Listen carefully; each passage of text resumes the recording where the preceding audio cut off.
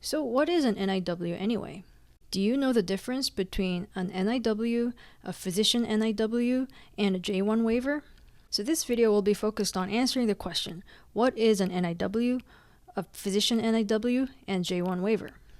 Please note the contents of this video is for educational and informational purposes only and does not constitute legal advice. I recommend consulting a lawyer before taking action on any of the information shared today. So today I'm going to parse through some very common confusions that I encounter on the subject of national interest waivers, or called the NIW. So in this video, I'll explain 2 points that surprisingly a lot of people don't fully understand. So the first point is that there are 2 ways to qualify for an NIW.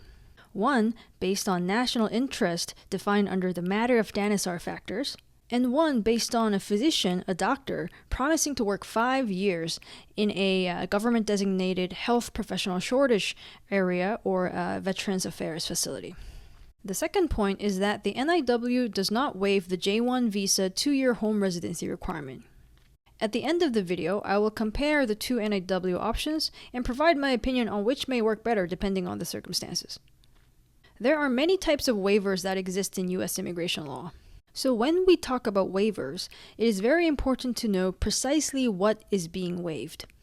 A waiver means an exemption from a requirement. You need different waivers to be exempt from different things. So when you apply for a national interest waiver, what requirement are you trying to be exempt from? So when you apply for a national interest waiver, you're asking to be exempt from the labor certification requirement that is ordinarily required for workers to be eligible for a green card. The labor certification requirement is what the government requires U.S. companies to go through in order to sponsor a foreign worker for a green card.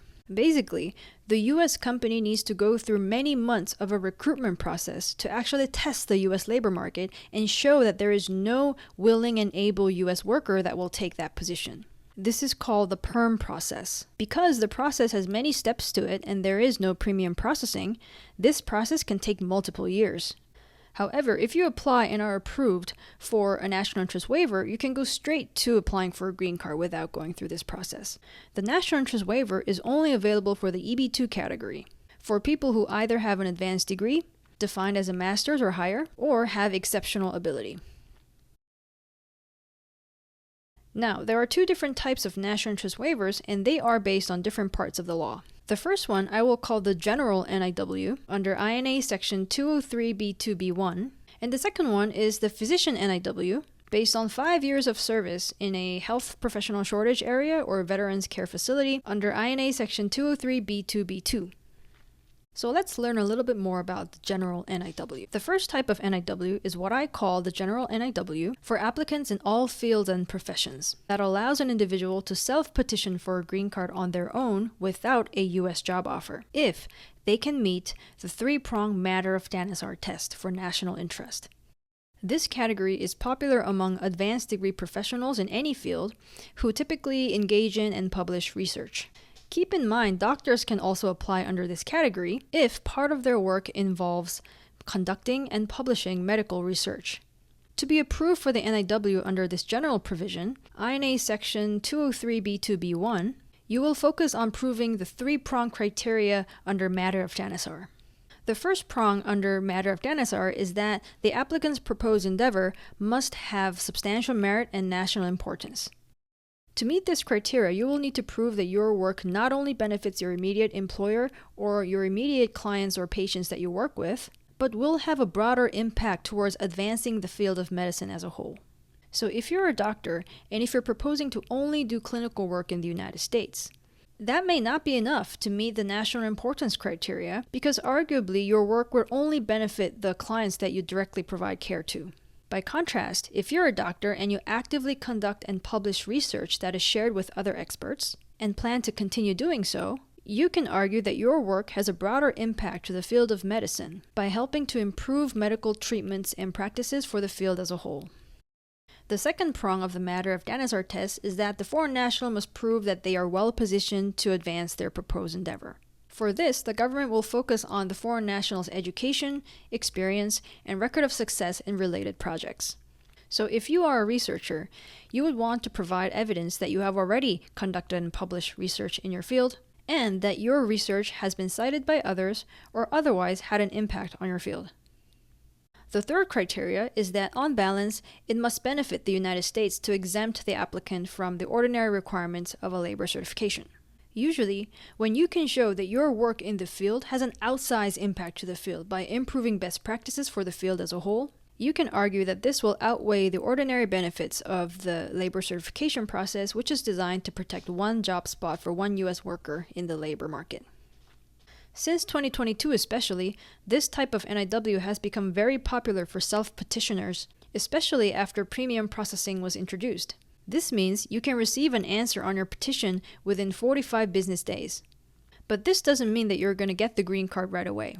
You have to wait until your priority dates are current, which can take multiple years right now, and even more depending on what country you were born in, and then apply for the green card through either filing an I-485 adjustment of status application or an immigrant visa application through your home country consulate, which can also take over a year to process. Also, if you are a foreign medical graduate who received training on a J-1 visa, you must separately obtain a waiver for or satisfy the 2-year home residency requirement before you can be approved for the green card. So now let's talk about the physician NIW. The second type of NIW, called the physician NIW, is a special pathway only for doctors who commit to 5 years of full-time clinical work at a government-designated health professional shortage area or a facility under the U.S. Department of Veterans Affairs. There can be a lot of synergy if the physician also needs a J-1 waiver if they had completed their medical training in the United States. All international medical graduates who are on a J-1 visa are subject to the 2-year home residency requirement before they can apply for an H-1B visa or be approved for a green card. But this requirement is waived if the medical graduate works for 3 years providing clinical services at a government-designated health professional shortage area or a Veterans Affairs facility. This 3 years of experience can be included in the 5 years required to get a green card under the physician NIW program, which practically means you only need to work 2 more years to get the green card. In and of itself, the NIW does not waive the 2-year J-1 visa home residency requirement. This brings me to the second point that I wanted to make, which is that the NIW in and of itself does not waive the J-1 home residency requirement. As I mentioned in the beginning of this video, when we're talking about waivers, it's very important to know precisely what is being waived. The NIW waives the labor certification process that's usually required for a green card, but it does not waive anything else. For example, if you are subject to the J-1 visa home residency requirement, you still need to get a separate waiver for that. That's called the J-1 waiver, and it's a separate application and it's a separate process. In the specific situation where you are applying for a J-1 waiver based on 3 years of clinical work in a health professional shortage area or a Veterans Affairs facility, it is possible to simultaneously work towards the green card through the physician NIW pathway based on 5 years of clinical work in those areas. So in this situation, you can pursue both waivers at the same time, but they are technically 2 separate waiver applications. So which NIW pathway would I recommend for a physician? My answer would depend on the circumstances. So let's start with the general NIW. I would recommend the general NIW based on national interest as defined under Matter of DANISAR in 4 circumstances. First, if the physician is actively engaged in medical research and will continue to conduct and publish such research. Second, if the physician already has a J-1 waiver or does not need a J-1 waiver. Third, if the physician does not have a U.S. license. And fourth, if the physician doesn't want to be restricted on where they live and work for 5 years. To elaborate on the first point, if the physician only plans to engage in clinical work, that case won't be great for the general NIW under Matter of DANISAR because the government may find that the clinical work will only benefit the doctor's immediate patients, as opposed to advancing the field of medicine more broadly. However, if the physician is actively engaged in conducting and publishing research, and plans to continue conducting and publishing research in the future, this can be a better case for a general NIW because in that case, the applicant can show By sharing advanced insights and improving medical knowledge, the impact of the applicant's work will be greater than simply benefiting one's direct patients. To elaborate on the second point, the NIW waives the labor certification requirement, but it does not waive the J1 home residency requirement. The applicant will need to separately obtain a J1 waiver on a different basis, or fulfill the 2-year home residency requirement before they can apply for the green card. To elaborate on the third point, under the general NIW, it is possible for a physician to be approved for the green card for a proposed endeavor that is only related to research, so a U.S. medical license is not always required. This can be a great advantage for applicants who don't have one. To elaborate on the fourth point, the general NIW can be approved with no conditions on where the physician will work. So if the applicant already has a J1 waiver, or has already fulfilled the 2-year home residency requirement, a general NIW will give the applicant more freedom on what kind of work they will do and where they will live. On the other hand, I would recommend the physician NIW based on 5 years of clinical work at a health professional shortage area or Veterans Affairs facility in 3 circumstances. First, if the physician intends to focus on clinical work in the United States as opposed to doing research. Second, if the physician needs a J1 waiver and is already interested in the Conrad 30 or Veterans Affairs program. And third, if the physician already has or will get a U.S. medical license. The physician NIW makes a lot of sense if the physician needs a J1 waiver and is already going to work for 3 years in a health professional shortage area or Veterans Affairs facility to get that waiver.